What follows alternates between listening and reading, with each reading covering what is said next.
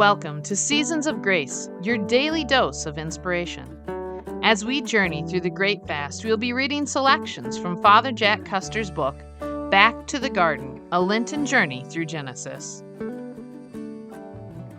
Thursday of the 6th week of the Great Fast. We read from the book of Genesis, chapter 46, verses 1 through 7.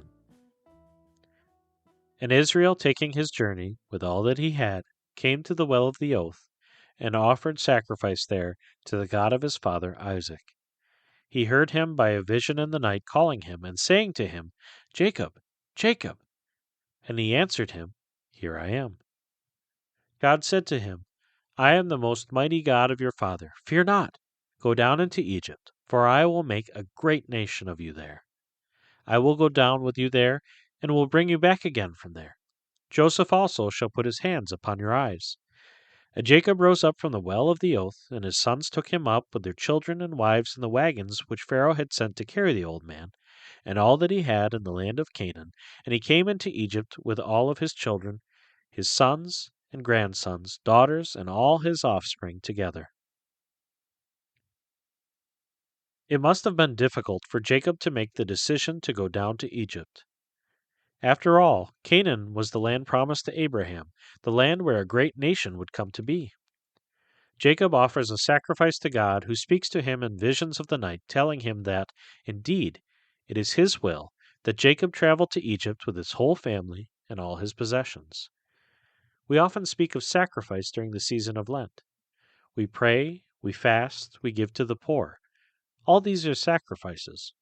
A sacrifice is an offering, a gift of something valued to another.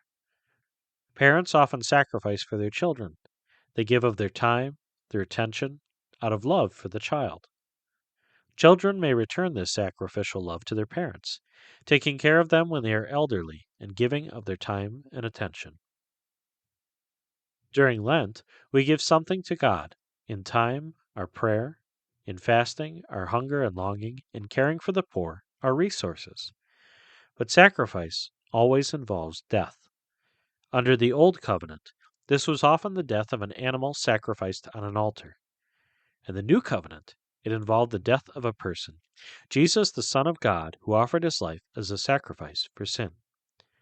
The purpose of the Christian life is to die to our own selfishness, which is the root of all sin. We see ourselves as the center of the solar system, with everyone else existing in relation to us and our difficulties and needs. To live the life of sacrifice is to undergo a kind of Copernican revolution, to realize that the center of our solar system, our universe, is Jesus Christ. We live in relation to him. We live because of him. We live for him.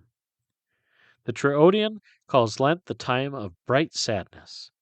It is sad because our prayer, fasting, and good works, our sacrifice, involve a death to self, and death is always sad. It is bright because this death to self is not the end. Our sacrifice leads to resurrection, to a new life. This is the life of the total gift of ourselves to another, to God and our neighbor. This is the only life that ultimately leads to fulfillment because it is the very life of Christ, a life whose essence is self-giving love. Our reading says that Jacob took everything that he had and trusted God to lead him where he was supposed to go. Jesus gave everything that he had, his life and his death, out of love for the world. We too are called, during our Lenten journey and the journey of our lives, to die to self, to give ourselves completely, to empty ourselves as Jesus did, so we can be filled with his love and peace. For reflection, Jesus offered himself as a sacrifice for us. Am I willing to sacrifice my life for him? What would this look like in my day-to-day life? Thank you for listening to Seasons of Grace. If you would like to send this episode to a friend or listen again, please visit godwithusradio.org. You can also find previous and future episodes on Spotify, Apple Podcasts, and almost everywhere podcasts are available.